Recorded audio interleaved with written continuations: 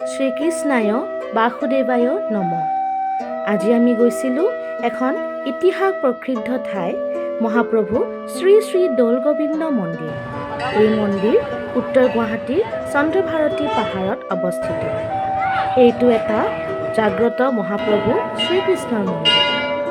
প্ৰত্যেক বছৰে ফাগুন চ'ত মাহত 5 দিনীয়া কাৰ্যসূচীৰে এই মন্দিৰত দৌল উৎসৱ পালন কৰি অহা হৈছে।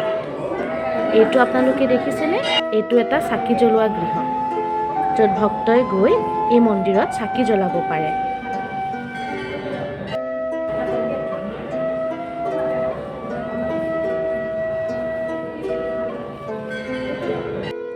চাকি জ্বলোৱাৰ গৃহৰ পিছফালে ইয়াতে এটা পানীৰ কুঁৱা আছে আৰু লগতে এগছি ডাঙৰ চাকি ৰখি যোৱা তেলখিনি আমি তাতে দিব পাৰোঁ। এইটো এটা কাউণ্টাৰ, য'ত আমি ভোগ অৰ্পণ কৰিব পাৰোঁ।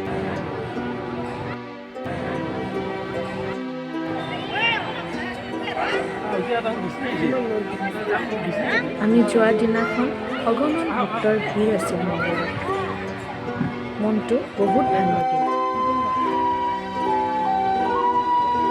শ্ৰী শ্ৰী দৌল গোবিন্দ মন্দিৰত এটা ৰভাঘৰ আৰু অস্থায়ী নাটঘৰ আছে, য'ত বিভিন্ন কাৰ্যসূচী কৰা হয়।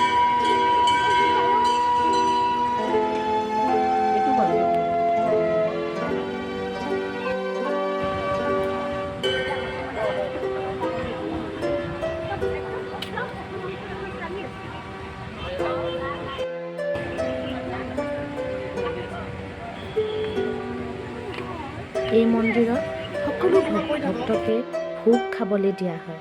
আমিও অকণমান ভোগ খালোঁ তৃপ্তিৰে।